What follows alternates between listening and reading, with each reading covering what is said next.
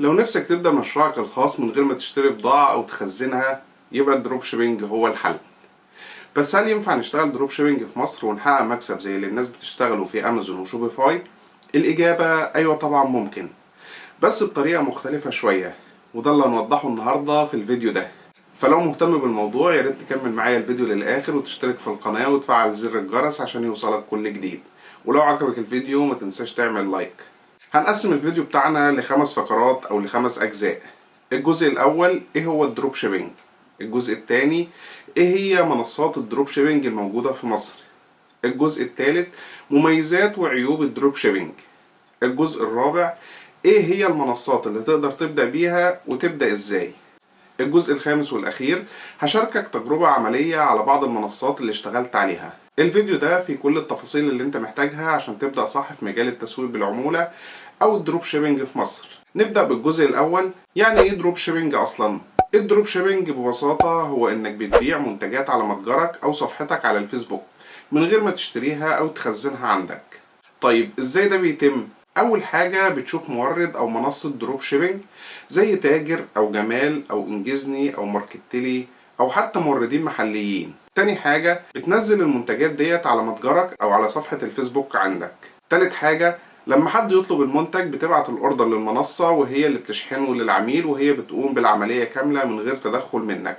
رابع حاجة الفرق بين سعر البيع وسعر الشراء، هو ده بيكون مكسبك طبعا بعد ما تشيل منه سعر الإعلان. يعني شغلك كله بيكون تسويق أو بيع من غير ما تحتاج راس مال كبير أو حتى يكون عندك مخزون للمنتج ده. وهي دي الدورة الكاملة عشان تتم عملية الدروب شيبينج، من أول ما بتفتح حساب على المنصة لحد ما بتاخد عمولتك من المنصة بشكل مبسط وسهل. وهنا بننتقل للجزء الثاني، منصات الدروب شيبينج في مصر. منصات الدروب شيبينج في مصر كتير جدا، لكن أشهرهم هي منصة تاجر وماركتلي وجمال وإنجزني وجوفاني ومنصة من فين والكسيبة وجامايكا. كل دي منصات تقدر تبدأ وتشتغل عليهم. وفي منصات تاني كتير، منهم اللي بيشتغل في الملابس ومنهم اللي بيشتغل في الأدوات المنزلية ومنهم اللي بيشتغل في لعب الأطفال ومنتجات كتير غيرهم. يعني هتلاقي منتجات زي ما انت عايز. وطبعا في منصات تاني لكن دول على سبيل المثال لا الحصر. طيب ندخل على الجزء الثالث، ايه هي مميزات وعيوب منصات الدروب شيبينج في مصر. اول ميزة من المميزات ديت هي ان فيهم الاف المنتجات المحلية، يعني هتلاقي عليهم منتجات كتير جدا باشكال والوان ومقاسات مختلفة. تاني المميزات انك مش محتاج راس مال كبير عشان تبدأ، تقدر تبدأ من غير ما تشتري اي منتج ومن غير راس مال اصلا. بس طبعا لو هتعرف تسوق مجاني عن طريق الجروبات او الاصدقاء، او لو ليك متابعين على اي وسيلة من وسائل التواصل الاجتماعي زي مثلا ان عندك انستجرام عليه متابعين او عندك قناة يوتيوب. ولو مش عندك اي وسيلة مجانية هتحتاج راس مال بسيط عشان تقدر تعمل بيه اعلان يجيب لك نتائج مرضية. طيب تالت ميزة من المميزات الدروب شيبينج هي المرونة في العمل. يعني تقدر تشتغل من البيت او جنب شغلك الاساسي، يعني مش محتاج تفرغ او متابعة بشكل كبير. تقدر تعمل الاعلان وتتابعه مرة او مرتين بالكتير في اليوم وخلاص كده، وبتبعت الاوردرات اللي هتجيلك للمنصة. وكمان في بعض المنصات بتقدر تربط بينها وبين متجرك والاوردرات بتروح مباشرة للمنصة. طيب رابع ميزة هي انك مش محتاج تخزين او توصيل. يعني المنصة هي اللي بتشحن المنتج وبتوصله للعميل وبيتواصلوا مع العميل وبيقوموا بالعملية كلها من اولها لاخرها. وبيوفروا دعم فني ومتابعة للاوردرات، ولو في مشكلة هم طبعا بيتواصلوا مع العميل وبيحلوا معاه. بس للأسف مش كلهم بيكونوا متواجدين بشكل دائم وبيحلوا مع العميل. للأسف أوقات بيبقى منك للعميل مباشرة وبتحاول انت اللي تحل معاه، وطبعا ما بيكونش عندك حل لأنك مجرد مسوق مفيش أي حلول في إيدك. وده طبعا بينقلنا للعيوب. إيه هي عيوب الدروب شيبينج في مصر؟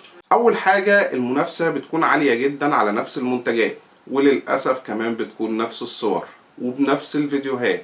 وده بيخلي ناس كتير بتشاركك نفس المنتج بنفس الصور ونفس الفيديوهات اللي بتنزلوها وبتعرضوا بيها المنتج. وده بيعرضك ان في ناس للأسف بتحرق سعر لمجرد انهم مش فاهمين ومش عارفين يحسبوا تكاليفهم صح، فبيبيعوا بسعر رخيص وبعد شوية طبعا بيكتشفوا ان هم بيخسروا، فبيضطروا ان هم يوقفوا شغل وبيخسروك وبيأثروا عليك وعلى العميل. لما العميل بيلاقي اكتر من سعر لنفس المنتج فبيكون متردد في عملية الشراء وطبعا بيتراجع عن العملية كلها. فعشان تتلاشى العيب ده لازم تكون مميز بصور وكرياتيف مختلفة، وتفكيرك في التسويق لازم يكون مختلف شوية عشان تقدر تنافس بشكل كويس. تاني عيب من العيوب وهو انك مش دايما تقدر تتحكم في جودة المنتج.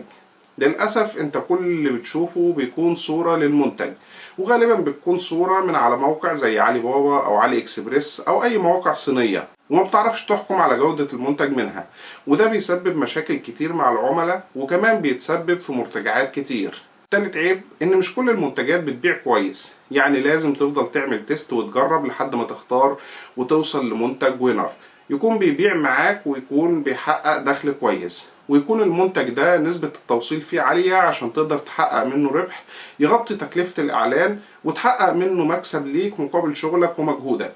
طيب ورابع عيب هي إن العمولة بتكون قليلة مقارنة بالموردين المباشرين، لأن طبعا المنتجات دي مش بتكون ملك للمنصات دي، المنتجات دي بتكون بتاع التجار بيودوا المنتج للمنصة، فالتاجر بيحط عمولته والمنصة بتحط عمولتها وانت كمان بتحط عمولتك، فبيكون في اكتر من عمولة، فبتضطر ان انت تقلل عمولتك عشان تقدر تنافس وتبيع بنفس السعر. طيب وخامس عيب عندنا ان بعض المنتجات اسعارها طبعا ما بتكونش تنافسية، وده طبعا بسبب العمولات اللي احنا لسه بنتكلم عليها وبنقول عليها، وكمان لسه بتحط سعر الاعلان وبتعمل حسابك لو في مرتجع او حاجة، وحاجات كتير ممكن نبقى نعمل عنها فيديو تاني نقولك بالتفصيل ايه اللي بيحصل وازاي بيتم حساب التكاليف بالتفاصيل بالظبط عشان تقدر تحسبها. فبيكون في ناس موردين محليين طبعا بيكونوا يد اولى او تانية للمنتج، فبتلاقي المنتج بيتباع بسعر اقل من اللي انت بتعرض بيه بكتير، فده بيأثر على مبيعاتك.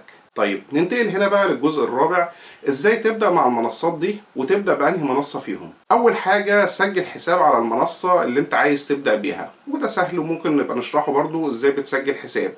تاني حاجة هتختار المنتجات اللي عايز تبيعها، ويا ريت تحدد نيش معين او نيش واحد تبدأ بيه، يعني لو هتبدأ بالملابس خليك ملابس بس، ما تاخدش شوية ملابس وشوية ادوات منزلية وشوية لعب اطفال، لا خليك في نيش واحد او مجال واحد بس وحدده هو ده اللي تشتغل عليه. تالت حاجة هتسوق المنتج اللي انت هتختاره على متجرك او السوشيال ميديا، على صفحة الفيسبوك او الانستا بالصور اللي هيكون مديها لك على المنصة، طبعا مع بعض التعديلات عشان تكون مميز زي ما قلنا. ولو مش هتعرف تعمل تعديلات ممكن تبدأ بنفس الصور لحد ما تتعلم تعمل تعديلات، وبعد كده لازم تكون مميز بالصور وفيديوهات مميزة غير اللي موجودة في السوق. رابع حاجة لما حد يطلب اوردر بتسجله على المنصة اللي انت بتتعامل معاها، وطبعا المنصة هي اللي بتقوم بعملية تأكيد الأوردر وعملية الشحن واستلام تمن الأوردر، والعميل بيدفع عند الاستلام، وبعد كده بتنزل لك العمولة بتاعتك على الموقع وبتقدر تسحبها عن طريق حساب بنكي أو عن طريق فودافون كاش. طيب لو هرشح لك منصات تبدأ بيها، ممكن تبدأ مع تاجر أو انجزني أو جمال، دول الثلاث منصات اللي أنا اتعاملت معاهم بشكل كبير وكانوا كويسين إلى حد ما في تعاملهم. ممكن بعد كده لو انتم محتاجين اكتبوا لنا في التعليقات اقول لكم على مميزات وعيوب كل منصة فيهم. طيب اخر حاجة عشان نبقى لمينا معظم موضوع التسويق بالعمولة، هو انك ممكن تتعامل مع موردين محليين، وده بيكون خيار متقدم شوية. بيكون مميزاتهم انك تقدر تحصل على اسعار اقل بكتير من الاسعار اللي موجودة على المنصات دي، بدون طبعا عمولات كتير، لانها بتكون عمولتك انت بس وعمولة المورد وخلاص كده، ما بيبقاش فيه عمولة للمنصة ولا عمولات تانية تقدر تحطها فبتعلي عليك سعر المنتج. وكمان بتقدر تبني براند خاص بيك مع مورد معين، لان لو في بقى ثقة بينك وبين المورد تقدر تتعامل معاه بشكل دائم، او ممكن حتى تشتغل مع مورد غيره. لكن طبعا عيوبهم انك محتاج تتابع الشحنات بنفسك، ولازم يكون عندك خبرة في التعامل مع الموردين، لان للأسف في نصابين كتير، وممكن بعد ما تتعامل وتبيع وتصرف فلوس ومجهود ما تاخدش عمولتك في الاخر، فلازم تكون بتتعامل مع حد ثقة. طيب نصيحة لو لسه مبتدئ، ابدأ مع تاجر او جمال او انجزني او اي منصة من المنصات دي اللي احنا قلنا عليها، بيكون افضل ليك في البداية، وبعد كده لما تتعلم ممكن بعد كده تتعامل مع موردين محليين مباشرة. اخر حاجة قبل ما ننتقل للكمبيوتر ونشارككم مع التجربة العملية، هي انك ازاي تتغلب بقى على العيوب للتسويق بالعمولة مع المنصات دي، وهي انك تركز على التسويق بذكاء عن طريق اعلانات ومحتوى جذاب وتجربة منصات مختلفة. وتاني حاجة انك تختار منتجات مش منتشرة بزيادة، يعني حاول تقلل المنافسة بينك وبين الناس اللي موجودة في السوق. واخر حاجة انك تتابع العملاء وتقدم خدمات متميزة عشان تبني سمعة قوية وتكون ثقة مع العملاء انهم يشتروا منك اكتر من مرة واكتر من منتج. يعني بتكون بتعمل عروض، بتحاول تقدم لهم حاجة تخليهم يتعاملوا معاك تاني اكتر من مرة. طيب الجزء الخامس واخر جزء هو التجربة العملية اللي قلنا عليها ان احنا نعرضها لكم. تعالوا بقى نروح لجهاز الكمبيوتر واوريك بالارقام تجربتي مع المنصات دي خلال شهرين او 3 شهور اللي اشتغلت معاهم في البداية، لحد ما بعد كده انتقلت لحاجة اسمها الاي كوميرس، وده اللي هنشرحه ان شاء الله المرة اللي جاية. فلو لسه ما اشتركتش في القناة اشترك وفعل الجرس عشان يوصلك الفيديوهات الجديدة، وما تنساش تعمل لايك وتسيب لنا كومنت تشجعنا فيه عشان ده بيفرق معانا جدا. تعالوا دلوقتي بقى ننتقل لجهاز الكمبيوتر. طيب في البداية دي صفحة من الصفحات اللي احنا بنتعامل معاهم. تعالوا نبدأ الأول بماركتلي. يعني هنا ماركتلي دي اشتغلنا معاها، أو ماركتلي اشتغلنا معاها. دي صفحة ماركتلي اشتغلنا معاها تقريبا مش كتير، يعني عملنا معاهم حوالي 21 اوردر زي ما انتوا شايفين هنا. 21 اوردر اللي وصلوا للعميل 5 بس. فالتجربة معاهم صراحة ما كانتش أفضل حاجة، كانت أرباحنا معاهم 326 جنيه. طبعا دي بعيدا عن أي حاجة، احنا هنا لو جبنا المنتجات ودوسنا على جميع المنتجات، دي المنتجات اللي بيعرضها ماركتلي. طبعا بتتجدد كل شوية حسب التجار وحسب المنتجات الجديدة اللي بتنزل على الصفحة. تقدر تخش على أي منتج فيهم، وليكن مثلا ده،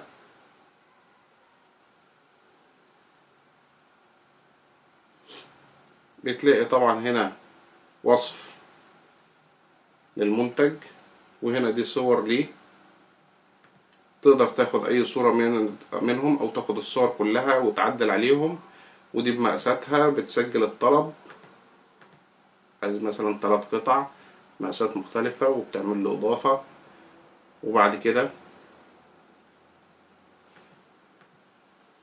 ده بيبقى عندك سعر البيع المقترح، وهنا عندك دي هتبقى عمولتك 30 جنيه. طبعا انت تقدر تزود العمولة دي زي ما انت عايز، ممكن بعد كده نشرحهم عشان ما نضيعش وقت الفيديو. وهنا عندك دي منصة تاجر. تاجر بتشتغل في مصر وبتشتغل في السعودية، يعني تقدر هنا مصر والسعودية والإمارات والعراق، تشتغل في ال4 دول. تقدر تشتغل في أي حتة منهم وتعمل إعلانات، بس طبعا كل دولة بتختلف حسب الميزانية وحسب يعني حسب الميزانية وحسب طريقة التسويق فيها. يعني مثلا لو هتسوق في مصر بتسوق على الفيسبوك مثلا وانستجرام، لو هتسوق في السعودية بتسوق على السناب شات والتيك توك. يعني في حاجات لما نتعمق شوية هنتكلم في الكلام ده كله. خلينا دلوقتي بس في مصر. دي برضو المنتجات، برضو تقدر تخش على أي منتج، تقدر تشوف الأقسام بتاعتها هنا. جميع الفئات بتلاقي فيها كذا قسم. لو انت مثلا عايز تشتغل في ملابس، عايز تشتغل في أدوات المنزلية مثلا المنزل، بتخش على المنزل هنا، بتجيب مثلا أي منتج زي الترمس الحراري ده. برضو نفس الكلام، بيبقى عندك صور، عندك فيديوهات، تقدر تنزل الفيديوهات وتحملهم من هنا وتحطهم على صفحة الفيسبوك عندك او على الموقع اللي هنشرح لكم بعد كده ازاي نعمل الموقع. ده جيوفاني، برضو تقريبا جيوفاني اشتغلنا معاه بس برضو مش كتير. يعني في حاجات كتير الصراحة الواحد اشتغل عليها. يعني ده 397 او 400 جنيه. اعتقد ان احنا ما عملناش معاهم طلبات كتير، يعني لو بصينا على الطلبات تقريبا مش طلبات كتير يعني. نخش على انجزني عملنا معاهم اجمالي 163 طلب. اجمالي العمولات 6020 جنيه. برضو تقريبا ما اشتغلناش معاهم. او لو جبنا هنا المنتجات، جميع المنتجات برضو نفس الكلام. كل المنصات تقريبا شبه بعض ونفس الفكرة. لو جينا هنا على جمال هو تقريبا اكتر موقع اشتغلت معاه، وفي موقع تانية طبعا زي بيعلي، وفي موقع كده اشتغلت معاها لكن للأسف ما تقريبا قفلت ما كملتش. ففي مواقع كتير عملنا منها الحمد لله ارقام كويسة يعني، لكن مش موجودة. جمال برضو نفس الكلام. اكتر حاجة تقريبا كانت شغالة، يعني انا كنت شغال تقريبا على ترنج زي شبه ده شوية، عملت فيه مبيعات كويسة يعني. تقريبا هو الترنج ده اللي هو ترنج سوست علامة نايك ده كان شغال معايا كويس جدا. لو جبنا هنا تقرير لحظية،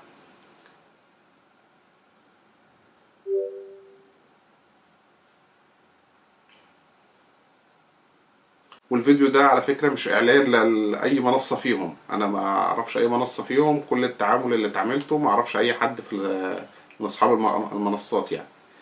هنا جمال عملت معاهم 705 طلب، تقريبا الارباح المدفوعة 110,160 جنيه. الطلبات اللي اتسلمت 703، منتجات مسلمة 909. طبعا ليه المنتجات هنا اكتر من الطلبات؟ لان في طلبات بيبقى فيها منتجين وثلاث منتجات، وده هعرفكم ازاي ان الناس بتطلب كذا منتج يعني. بس ده مش اجمالي الطلبات تقريبا، اعتقد اجمالي الطلبات دي اجمالي الطلبات المسلمة تقريبا او حاجة زي كده، لان في طلبات اكيد اترفضت وفي مرتجعات بس هم هنا ما بيعرضوهاش. كل المنصات تقريبا انا حبيت اعرضها لكم بس، لكن كلها تقريبا نفس الفكرة، ان هم بيجيب لك المنتجات وبيحطها لك، وبيحط لك هنا سعر الشراء. يعني انت بتاخد سعر الشراء اللي هو 265 ده، بتعمل لما بيجي لك الاوردر بتضيف الطلب من هنا. طبعا دي بتبقى عندك هنا المنتجات المتوفرة، في متوفر بكثرة، هتلاقي في حاجات اوشك على النفاذ، متوفر متوسط زي ما انت شايف كده. فلازم تتابع الحاجات ديت برضو عشان ما تعملش اعلان وتخسر فلوسك على الفاضي، ان انت تبص تلاقي نفسك عامل اعلان والمنتج اصلا الستوك بتاعه قليل او مش موجود. بتضيف الطلب من هنا، ادي الاسم، رقم الهاتف، رقم هاتف اخر، محافظة، مش عارف، بتضيف يعني البيانات العميل. وهنا لو عايز تزود السعر طبعا بتزوده، او بتكتب الرقم اللي انت عايزه ايا كان، وبتختار المقاس.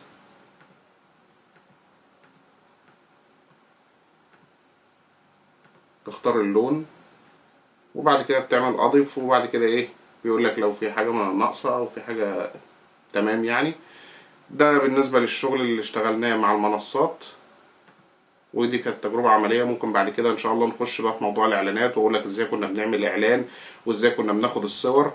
لكن انا بفضل طبعا، في ناس بتشتغل اعلانات رسائل، وفي ناس بتشتغل اعلانات حاجة اسمها كونفرجن اللي هي التحويلات. التحويلات ديت بتبقى لازم يبقى عندك موقع. انا كنت شغال على يوكان، ده يوكان دي تقريبا اهو اللي اشتغلناهم، عملنا تقريبا مبيعات زي ما بقول لك حوالي 656 الف. انا طبعا مش فاكر كل المنصات اللي اشتغلنا عليها يعني، في منصات تانية غير المنصات بتاعت جمال وجامايكا والحاجات ديت اللي اشتغلنا عليها، لكن طبعا مش حاضرة في ذهني كلها دلوقتي. انا حبيت بس اعرض لك الفكرة. لو جينا هنا قلنا احصائيات، عشان برضه اوريك ان المنتجات ديت او الحاجات ديت اشتغلناها تقريبا بقالي فترة. طبعا سايب موضوع التسويق العمولة دوت، وزي ما قلت لحضراتكم ان انا انتقلت لحاجة اسمها الاي كوميرس، هبشرحها لكم ان شاء الله مرة تانية. لو جينا هنا وعايزين مثلا نعرض من ديسمبر 23 مثلا لحد فبراير لحد يناير، يعني تقريبا شهرين او 3 شهور. ده تقريبا المدة اللي اشتغلنا فيها او اكتر شوية يعني، ممكن نرجع بالزمن شوية.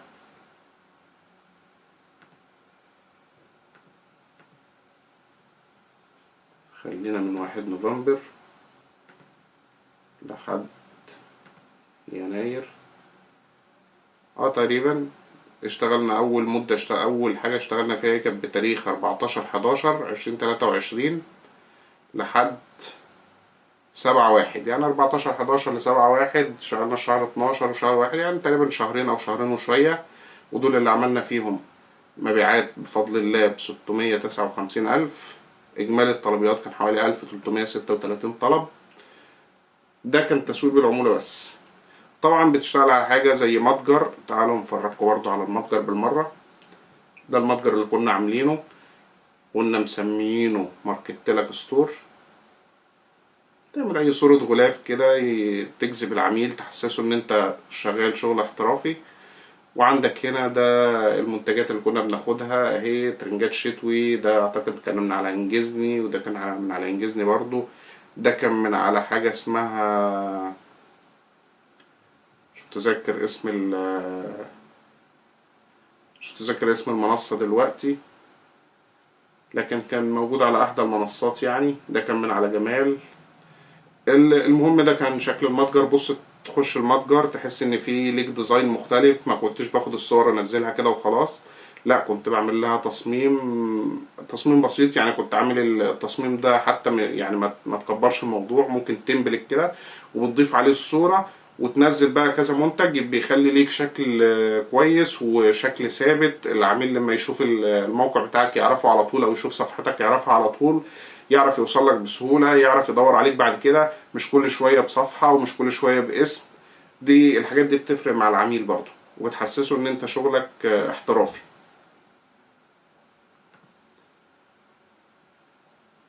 ودي تقريبا كان كل حاجة في المنصات. مش عايزين نطول عليكم اكتر من كده. ده كان كل حاجة في المنصات اللي احنا كنا بنعرضها، وده كان الشغل والتجربة العملية اللي احنا عملناها مع المنصات ديت. ان شاء الله بعد كده نشرح لكم بالتفصيل ازاي بناخد الصورة، وازاي بنعمل لها تصميم، وازاي بنحطها على الموقع، وازاي بنفتح متجر على يوكان. كل ده نشرحه لكم ونقوله لكم ان شاء الله بالتفصيل. فتابعونا في القناة عشان تعرفوا كل الحاجات ديت، وعشان يوصل لكم كل جديد. في نهاية الفيديو انت دلوقتي عرفت كل حاجة عن الدروب شيبينج في مصر، ازاي تبدأ واي منصة تختار. السؤال بقى، انت ناوي تبدأ امتى؟ هو ده المهم. لو عندك اي اسئلة يا ريت تكتبها لنا في الكومنتات وانا هرد على كل التعليقات. وما تنساش طبعا تدعمني بلايك وسبسكرايب عشان يوصلك كل جديد عن البيزنس اونلاين. والسلام عليكم ورحمة الله وبركاته.